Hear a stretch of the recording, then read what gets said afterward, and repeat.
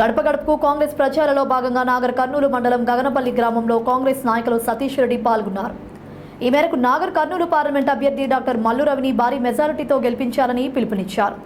అనంతరం ఆయన మాట్లాడుతూ రాష్ట్ర ముఖ్యమంత్రి రేవంత్ రెడ్డి ఇచ్చిన మాట ప్రకారం రైతులకు ఆగస్టు 15న రుణమాఫీ చేస్తారని, ఆయన మాట మీద నిలబడే నాయకుడని ఆయన పేర్కొన్నారు.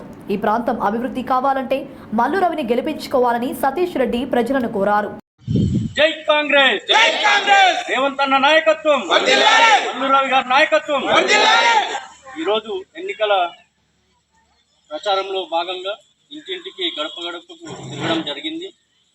ప్రతి ఓటరు కూడా మేము అడగకముందే స్వచ్ఛందంగా వారు చేయి గుర్తుకు ఓటు వేయడానికి వాళ్ళంతలో వారే ముందుకు వస్తున్నారు.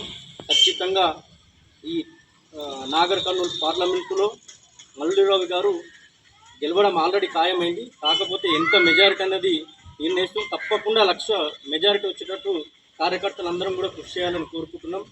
అదేవిధంగా గతంలో ఎన్నో ఒడిదుడుకులు చేసుకొని మనం ప్రభుత్వాన్ని గెలిపించుకున్నాం. గెలిచిన ప్రభుత్వంలో అసలు ఎటువంటి కూడా ప్రభుత్వ నిధులు లేకుండా చేసి ఎన్నో ఇబ్బందులకు గురి చేసిన మాట ఇచ్చిన ప్రకారం మన పాలమూరు ముద్దుబిడ్డ రేవంత్ అన్న ఈరోజు రైతుల పక్షాన ఉండి ఈరోజు రైతు భరోసా వేయడం జరిగింది. మా అందరికీ కూడా ఈరోజు రైతు భరోసా పడ్డాయి. మేము ప్రత్యేకంగా రేవంత్ అన్నకు రుణపడి ఉన్నాం. మా రైతుల తరఫున, ఈ నాగర్ కర్నూలు ప్రజల తరఫున, ఈ పాలమూరు జిల్లా ప్రజల తరఫున రేవంత్ అన్నకు మేము రుణపడి ఉన్నాం. అదేవిధంగా ఇంకొక విషయం చెప్తున్నా, ఆయన ఇంకో మాట ఇచ్చినాడు, ఖచ్చితంగా రైతు రుణమాఫీ చేస్తున్నాడు.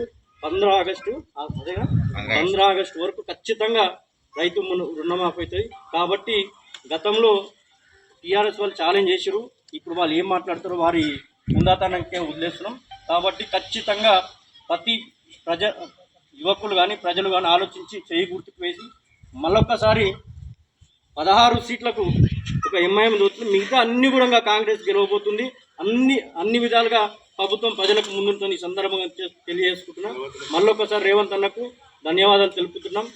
ఖచ్చితంగా పాలమూరు ముద్దుబిడ్డ అన్న మాట నెరవేరుస్తారు. అదేవిధంగా మనందరూ కూడా 2 లక్షల రుణమాఫీ తొందరలో కాబోతుంది. కాబట్టి మనం మల్లు రవి గారిని అత్యధిక మెజారిటీతో గెలిపించాలని అందరినీ కోరుకుంటున్నాం.